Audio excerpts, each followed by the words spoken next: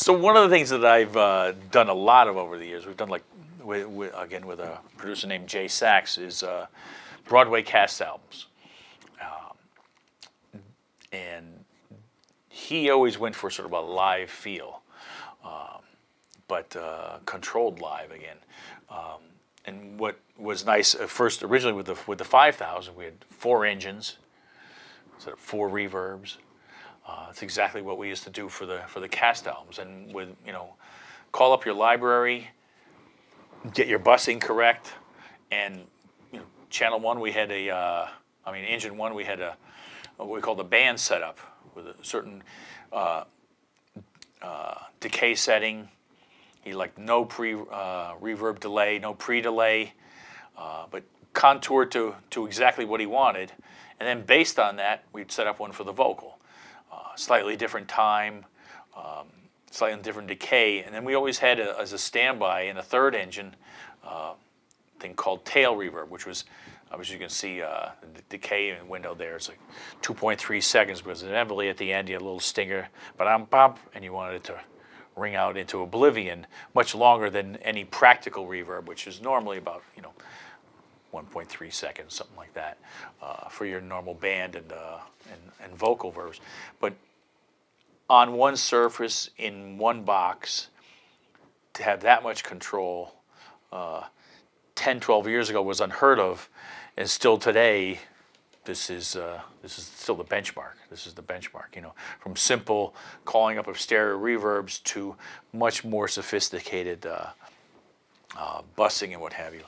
Inside the box, to be able to go from 5.1 to stereo, even as a monitor check, even as a test piece of equipment, is incredible. I also mentioned that the delays. I mean, it's a very pure device.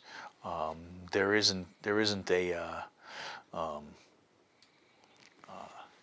consumerish part of it. It really is a professional device, designed for professionals. And you know that if you see one of these in the studio, you know that they mean business. There's no doubt about it. It sort of says, oh, these people, they want to work with the best. They demand the best. And I think that when the clients walk in, they say, oh, you got one of those. They don't know what it is, but you got to have one of those. And this is one of those. This is one of these devices that you got to have. And again, it was just to take a step back. It was one of the first devices. You know, here we had digital reverbs for 25 years, but for a device, you had to ask for digital devices to have a digital input and output. It's sort of like, oh, well, of course, Ken. Nowadays, that's the way it is.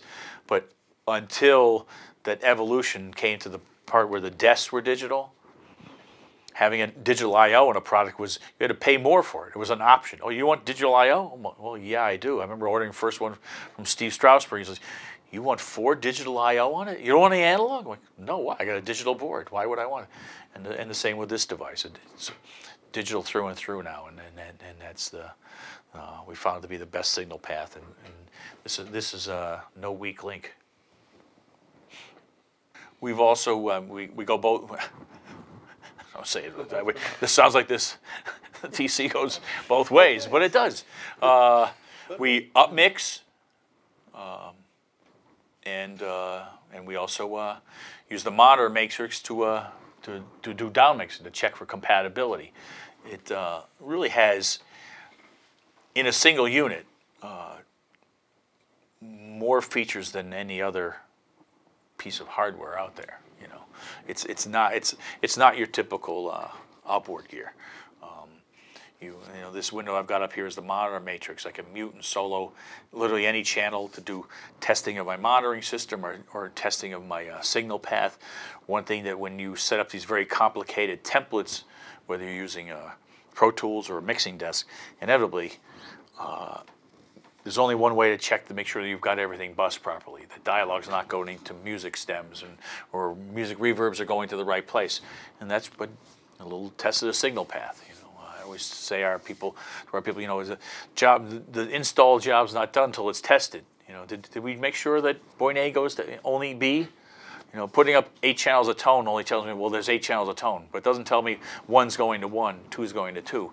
and a tool like this is sort of invaluable in determining that. Well, I would say we had, I can't say what show, but they came by. They had the show was touring. It's been touring around the world, a show, and the fellow taking in the U.S. couldn't read the. He says, "Is there any way we could check it on your system?" Brought it over, and sure enough, everything but like two of the reverb settings, right. because for a live show. And he says, "By the way, you want to sell it?"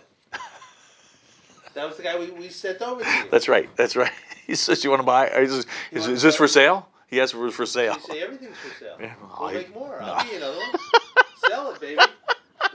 I said, no, I couldn't part with it. I couldn't part with it. I said, I can't part with it. Right. So we've discussed a lot of different things here about audio post-production, and most of them from my point of view.